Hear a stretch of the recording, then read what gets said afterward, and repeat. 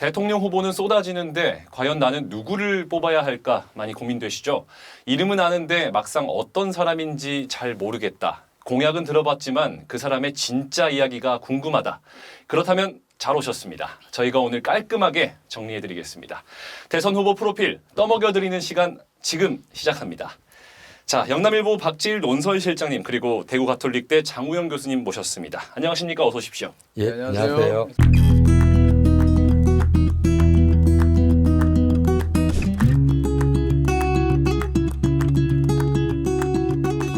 네, 오늘은 더불어민주당 김경수 대선 경선 후보를 알아보는 시간 준비했습니다. 네, 먼저 김경수 후보의 간단한 프로필 설명드리겠습니다. 1967년 경남 고성 출생이고요. 친노 친문의 적자로 꼽히고 있습니다. 노무현의 마지막 비서관, 문재인의 복심 등 수식어로 잘 알려져 있는데요. 국회의원 경남도지사 경력도 갖고 있습니다. 다만 경남지사 임기 도중에 드루킹 댓글 여론 조작 사건으로 징역 2년을 확정받게 되면서 중도에 하차했습니다. 이후에 2022년 12월 윤석열 전 대통령으로부터 특별 사면을 받으면서 정계에 복귀한 인물입니다. 자, 우리 실장님께 먼저 여쭤보겠습니다. 김경수 후보 어떤 사람인가요?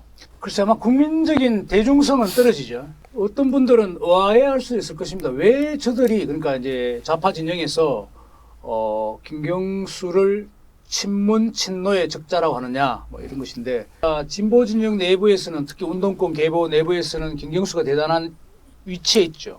국민들한테는 지금 경남지사하고 국회의원 한 차례를 한 것 이외에는 크게 대중적으로 전국적으로 인물로 도약한 상황은 아니죠. 그게 좀 한계다 이렇게 볼 수 있고 얼핏 보면 뭐 과거에 안희정 정결은 됐지만 그쪽을 좀 대체했다 할까도 보여지고 어쨌건 노무현 그리고 문재인 정권을 거치면서 굉장히 참모로서 보좌했던 인물이고 아직은 그 참모형 인물에서 좀 보수형 인물로 좀 도약하는 단계다.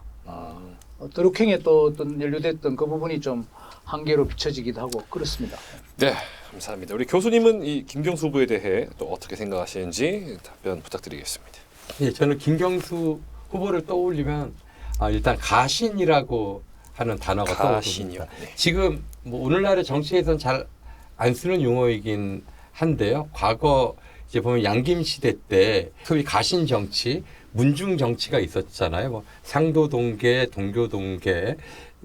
이제 그 가신 그룹이 이제 본인들이 모시는 리더의 사적인 공적인 충성심을 다 하는 거죠. 그리고 거기에 대한 보상을 공적으로 받아들이는 이제 이런 그 행태인데 어쩌면 전 근대적이라고 볼 수도 있고 사실 양김 시대가 퇴장을 하면서 이제 없어졌는데 유독 김경수 후보에게는 적자, 적통 이런 용어들이 항상 따라봤습니다.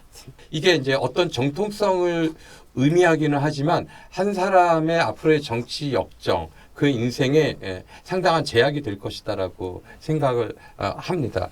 그 스스로 어떤 쌓아 올린 어떤 정치적인 자산이 있어야 되는데, 그렇죠. 그러니까 문중으로부터 물려받은 자산을 가지고, 그러니까 정치를 해야 되니까 그게 좀 아쉬움이 남고요. 그리고 이미지나 이렇게 또 이렇게 성품이 김경수 후보가 좀 온화한 이미지이잖아요. 그리고 실제로도 보면 이제 본인이 리더로서 활동하기보다는 이제 그 오래도록 충성스러운 보좌의 역할을 해왔기 때문에 아마 드루킹 사건에서도 본인이 억울한 게 있을 거죠. 그 안에서. 하지만 누군가는 책임을 져야 하기 때문에 그러한 보상 심리가 작동될 수도 있고 본인은 지금 끝까지 인정하지 않아요. 드루킹 사건에 대해서 죄가 없다라고 하는 겁니다. 이 또한 앞으로 큰 걸림돌로 작용하게 될 거다.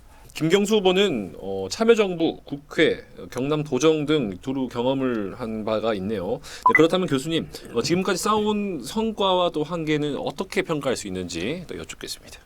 이제 그러니까 한 사람의 정치인이 누군가에게 충성을 다할 수 있다라고 하는 거, 정치적인 도의를 보여주는 데는 저는 김경수 후보가 굉장히 적절한 사례라고 봅니다. 그러니까 노무현 대통령이 이제 퇴임하고 나서 봉화로 낙향을 했을 때도 봉화를 지키잖아요. 그 봉화재단 사무국장으로도 일을 하고 그 뒤에는 노무현 재단 그리고 이제 그 후광이죠. 그 후광이 또 하나의 자산이 되니까 그렇게 해서 이제 본인의 정치를 개혁하는 것은 한참 시간이 걸렸죠. 하지만은 그 스스로는 생각해 보면 자기 정치를 하기 위해서 얼마나 답답했을까 그 욕망을 어떻게 절제했을까 이제 이런 생각도 들긴 합니다. 아무튼 그런 부분들이 이제 김경수 후보에게는 정치적 자산이긴 한데 이러다 보니까 본인이 선출직 공직자로서의 기간이 너무 짧아요. 그러니까 국회의원 그 도지사 합하면 한 5년 정도가 되는 거예요. 네, 길진 그리고 않네요. 그렇죠. 한 5년 정도 진행하다가 이제 또 드루킹 사건이라고 하는 거대한 암초를 또 해서 만났죠. 그런데 본인은 뭐 그 거기에 처음에 윤석열 대통령이 제 뭡니까 사면했을 때 그 사면을 받아들이지 않겠잖아요. 그러니까 받을 수 없는 선물을 억지로 받았다고 이야기를 하는 건데 만약 그렇다면 저는 사면 복권 되자마자 지금 대선에 출마한 형국이잖아요. 네. 만약에 민주당 후보 중에 누군가는 이번 대통령 선거에 출마하지 말아야 할 한 사람을 꼽는다면 저는 김경수 후보는 출마하면 안 된다. 이제 그러니까 대법원까지 확정된 국기문란 사범이에요. 근데 사면 복권 되자마자 몇 달 만에 출마를 한다? 정치적인 도의가 아니라고 보이고 이건 진보 진영 내에서도 비판이 있어야 된다. 이렇게 되면 하나의 이념적 가치가 수구화된다. 적어도 지금 이재명 후보는 대체제가 없으니까 그렇다라고 치더라도 김경수 후보의 출마는 제가 봤을 때 말렸어야 한다. 이렇게 생각하고 있습니다. 네, 고맙습니다. 우리 실장님께서도 공과에 대해서 좀 설명 부탁드리겠습니다. 예, 모두의 말씀드린 대로 그들만의 리그 그러니까 좌파 그 진영 내에서는 김경수가 대단한 인물로 꼽혔던 것은 분명하고 어쩌면 이렇게 생각할지도 모르겠어요. 친노 친문의 어떤 그 적자라는 것인데 그쪽에서 본다면은 이재명은 뭐 굴러온 돌 아닌가? 이렇게 우리가 더 주인공인데 이렇게 생각할 수도 있겠죠. 뭐 기공자 스타일이고 합리적인 부분을 좀 겸비했다고는 보는데 뭐 지금이 승부를 걸기 위해서 나온 것 같지는 않고 아마 자기를 좀 도모하는 것이다 이렇게 좀 보여지기도 합니다. 젊지만 또 동시에 한편으로는 좀 김경수 전 지사 그러니까 김경수 후보는 좀 태행적인 이념적인 측면도 좀 녹아 있다. 과거 운동권이고 이러니까 그것이 좀 약점으로 작용하는 것이 아닌가 좀 보여지고요. 교수님도 말씀하셨지만 드루킹 사건 같은 경우에 교수님 뭐 출마 아예 하지 말아야 한다는 측면도 얘기했는데 저는 뭐 그렇게까지는 보고 싶지는 않지만 다만 좌파 그러니까 진보 진영에서 어떤 사법적인 연류가 되었을 때 그걸 전면 부정하는 좀 교묘한 좌파적 레토릭이죠. 예를 들면 뭐 김경수 후보도 진실은 외면하지 않을 것이다. 진실이 확인되지 않았다. 뭐 이런 식의 이제 진실 이런 용어를 많이 이제 포장하는데 내가 죄가 없다는 것을 좀 우회적으로 현학적으로 표현하는 기술이죠. 그런 것들은 제가 듣기에도 좀 불편하다. 그 국민을 향해서 발언할 때는 좀 삼가했으면 한다는 그런 생각이 들고요.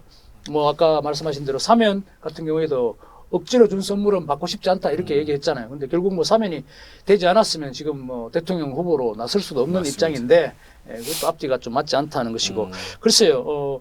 김경수의 인물이 이번 대선을 통해서 또 이재명 일당 독점 체제가 돼서는 민주당의 건전성이 미래가 보장되지 않는다는 명분을 걸고 나왔기 때문에 그것이 얼마나 이제 국민적 소구력 또 더불어민주당 내 국한에서 볼 때 어느 정도 거기에 지지 세력이 있는지는 좀 불확실하지만 좀 지켜볼 대목인 것 같습니다.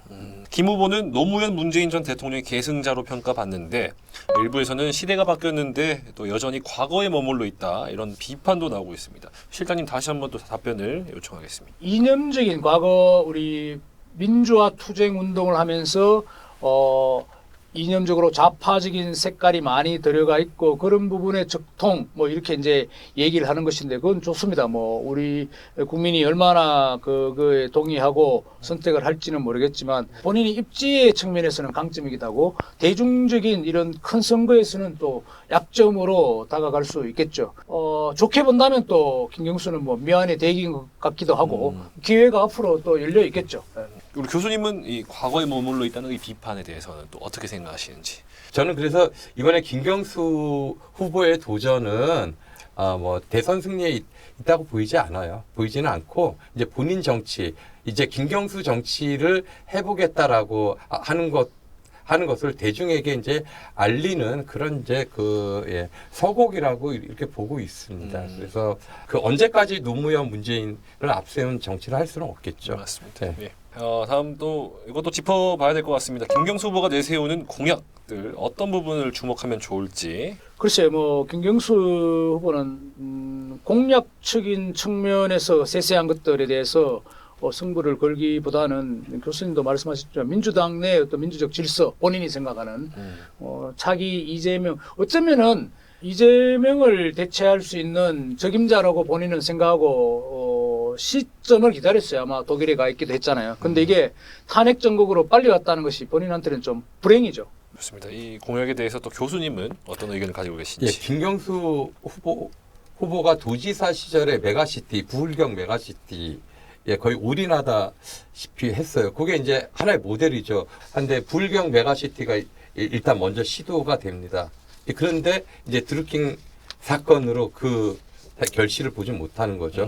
도지사직을 그만두게 되었으니까 하여튼 전국의 5개 광역권으로 확대하겠다라고 하는 건데 본인은 승부수라고 볼 수 있을 것 같고요. 그러니까 우리가 지역 소멸이나 지역 문제의 돌파구를 찾는 해법들이 보면 규모의 경제를 키우는 거예요. 이제 그래서 광역 경제권을 형성하겠다라고 하는 게 이제 계속 제기되고 있는데 일단 김경수 후보가 만약에 집권한다면 그 프로젝트를 한번 실현해 볼 수도 있을 것 같습니다. 성과는 모르겠으나 거의 인상적인 게 지역 공약이에요. 행정수도 이전을 가지고 왔더라고요. 이제 보면 국회의사당 옮기겠다 또는 대통령 집무실 옮기겠다라고 하는 정도인데요. 행정수도 이제 옮겨서 승부 보겠다라고 하는 건데 과거에 보면 관습법 헌법에 의해서 제약당한 이건데 어떤 돌파구를 갖고 인지 궁금합니다. 그래서 헌법을 위한 또 다른 전략이 있을까 이런 부분은 좀 개인적으로 궁금하게 생각이 됩니다. 요즘에서는 뭐 노무현 대통령이 얘기했다시피 행정수도로 내가 좀 재미받지 하듯이 김경수도 결국은 그 노무현 대통령의 그런 연장선상에서 그걸 좀 파악할 수 있을 것 같네요. 네. 어쨌든 우리 김경수 후보가 내세운 공약 중 부울경을 포함한 5개의 수도권을 만드는 이 메가시티가 또 승부수가 될 것 같습니다. 자, 그건 아마 한동훈 대표도 비슷한 5개 메가폴리스 그거는 이제 네. 한동훈 후보는 이 산업 기반으로 그러니까 막 IT를 특성화한다든지 이렇게 특구. 해서 특성화 전략이고 네네네. 여기는 아예 지역을 그냥 총체적으로 약간 차이가 있더라고요. 네. 마지막입니다. 이것도 김경수 후보가 대통령이 된다면 어떤 대한민국이 될지 간단하게 좀. 본인이 정치를 하면서 또 지방에서 단체장도 해봤기 때문에 아마 지방 분권 자치에 대해서는 만약 집권을 하게 된다면 활로를 열 수 있는 그런 대통령이 될 수 있지 않을까 생각을 해봅니다. 네, 우리 실장님도 부탁드리겠습니다. 미안하지만 뭐 글쎄요. 이거 뭐 대통령이 된다면 대통령. 그러니까 제가 보기에는 차기는 나의 것 뭐 이 정도로 덕담을 해주고 싶은데요. 그리고 교수님도 말씀하셨지만 분권 문제, 지방에 대한 그 이해도는 높은 걸로 보여집니다. 노무현 전 대통령도 지방자치연구소였습니까? 그런 그 연구소를 만들어서 자기의 정치적 본거지로 삼았던 적이 있고 김경수 후보도 또한 노무현 전 대통령의 뭐 봉하마을 마지막 지켰다고 하니 그런 정신이 좀 이어진다면 지방에 사는 입장에서 본다면은 중의 그 처현실 이런 것들이 좀 극복될 수 있는 그런 정책들을 앞으로 한번 기대해 보죠. 그 김경수 전 지사는 대선이 끝나면은 국회의원 보궐선거라든가 아니면 내년 지방선거에 어떤 자기 자신의 그 포지셔닝을 하는 그런 공간도 찾지 않을까 이렇게 생각됩니다. 네. 자, 오늘 이렇게 더불어민주당 김경수 후보를 알아봤습니다. 다음 시간에 또 다른 후보를 쉽고 빠르게 넘겨 드려보도록 하겠습니다. 고맙습니다.